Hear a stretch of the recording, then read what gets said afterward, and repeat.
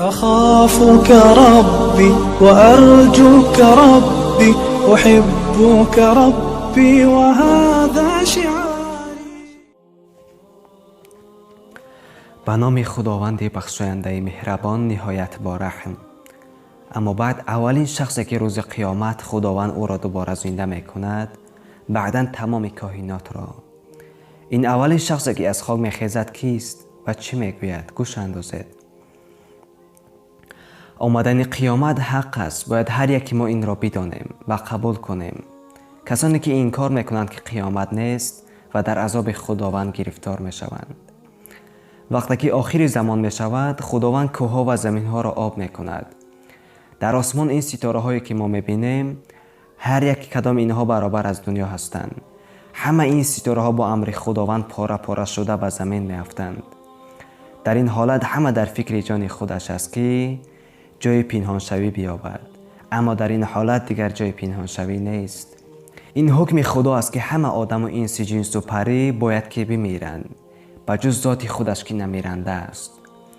در این حالت خداوند به حضرت اسرافیل امر میکند که سر بدوان تا اینکه در این دنیا کسی زنده نماند. سر چیزی است که به مانند نی است، چگونه که در تویها می نوازند و چند سوراخی دارد که سر هم به مانند نی 8 سوراخی دارد.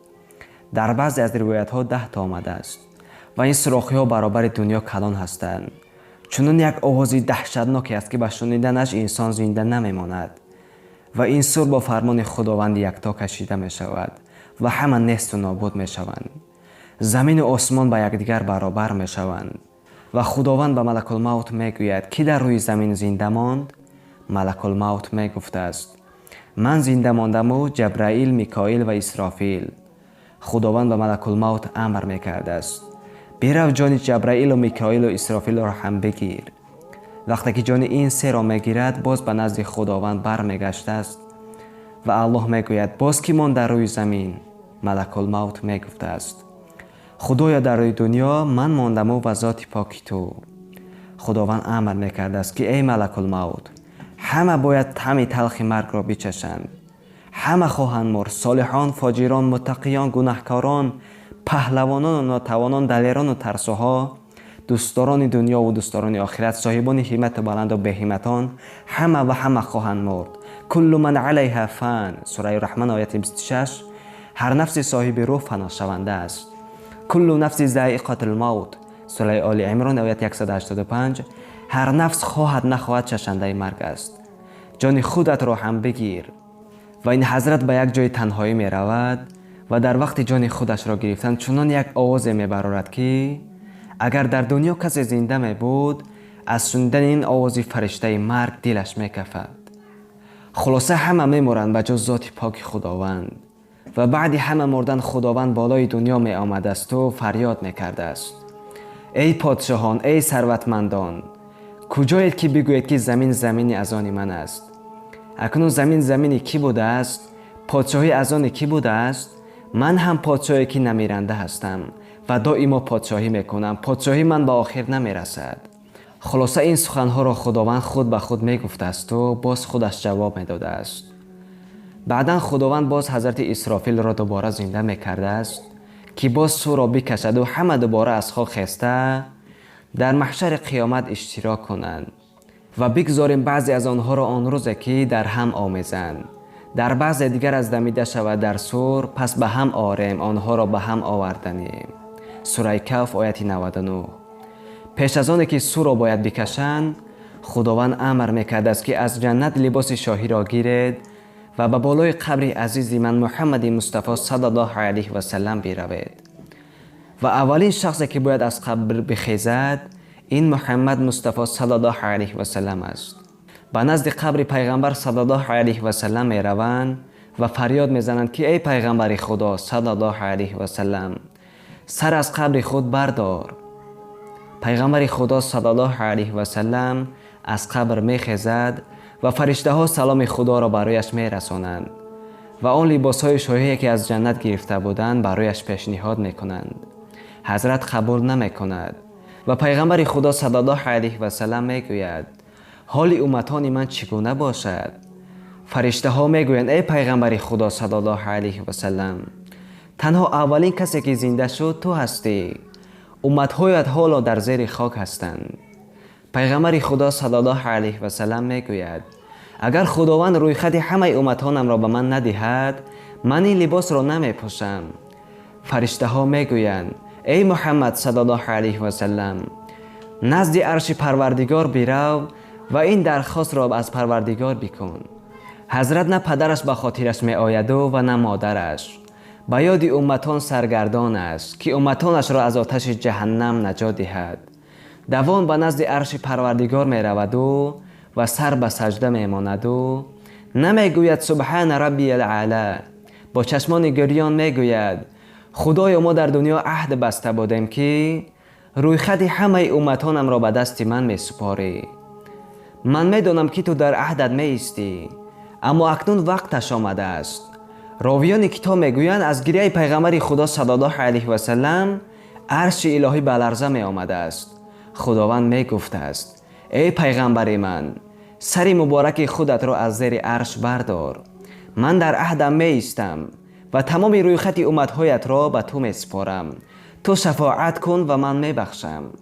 وقتی که پیغمبر صلی الله علیه و سلم این سخنها را می شنود سر مبارک خود را از سجده می بردارد و آن لباس های جنتی را به بر می کند و به صحرای قیامت نزدیک می شود.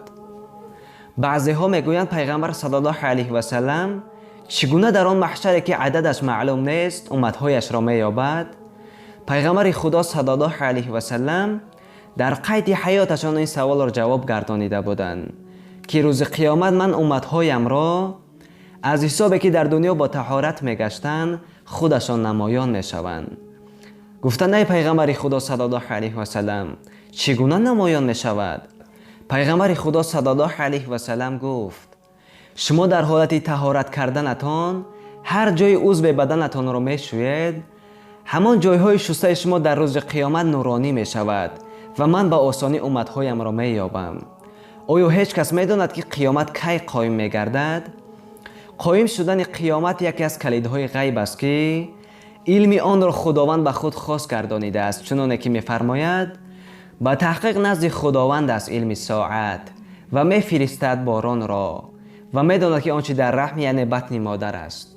هیچ نفس نداند که فردا چی کسب خواهد نمود و هیچ نفس نداند که به کدام سرزمین خواهد فوتید. سوره لقمان آیت 34. تو را از ساعت سوال نمایند که چی وقت است لنگر پرتافتنی آن قایم شدنی آن؟ بگو علم آن همان پیش پروردگار من است و آن را در میعاد خود تنها او روشن سازد. برای آن وزین آمد بر آسمان ها و زمین قیامت نآید شما را مگر ناگهان. سوره اعراف آیت 187.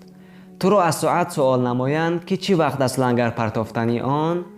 تو از کجا بتوانی آن را یادآور شوی؟ به سوی پروردگار توست پایان آن. سوره نازعات آیت 42 و 44. وقتی که جبرائیل علیه السلام به پیغمبر خدا صلی الله علیه و سلم گفت مرا از قیامت خبر بده، پیغمبر خدا صلی الله علیه و سلم فرمودند سوال شونده در این موضوع آگاهتر از سوال کننده نباشد و نشانهای قیامت را برایش ذکر نمود. برادران و خواهران عزیز، به خدا قسم یک نعمت است که خداوند برای ما برای شفاعت ما چنین پیغمبر خودش را فرستاده است تا اینکه ما در روز قیامت وارد جهنم نشویم. دعا میکنیم که خداوند از گناهان ما بگذرد و شفاعت پیغمبرش را بالای ما ارزانی گرداند. شاید فردایی نداشته باشی، چی میدونی که این کتاب را تمام نکرده بمیری؟ به سوی کارهای خیر و طاعت بشتاب. قرآن نور و روشنی قبر است، نماز راه سعادت و خوشبختی است. بر بینوایان بخشش نما که در بانک آخرت از ذخیره خواهد شد. چقدر میخوای زندگی کنی؟ 50 سال، 60 سال، 70 سال، 80 سال، 90 سال، 100 سال؟ پس از آن چی؟ پس از آن مرگ و فنا شدن است، یعنی نابود شدن است. پس از آن باز قیامت است. آنگونه که ملک الموت بر بالین دیگران آمد و تو شاهد جان دادن آنها بودی، بدان که فردا بر بالین تو خواهد آمد. زندگی هر قدر ادامه داشته باشد با مرگ پایان میپذیرد. ای غافل، پس بیا بنگر که همگان به سوی او باز میگردند، اما تو غافل هستی. غیر از تو دیگران راه توبه را پیش گرفتند و تو باز هم تکبری میکنی. تکبری با چی کسی؟ با پروردگارت.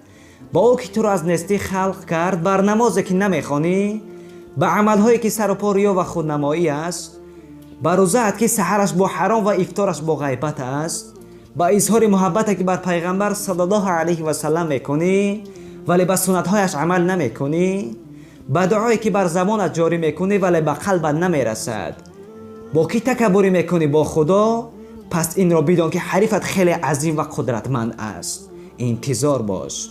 دوستانی، من سخن را همینجا به پایان میرسانم تا نوارهای دیگر الله میداند با شما باشم یا نه. و اخیر دعوانا عن الحمد لله رب العالمین.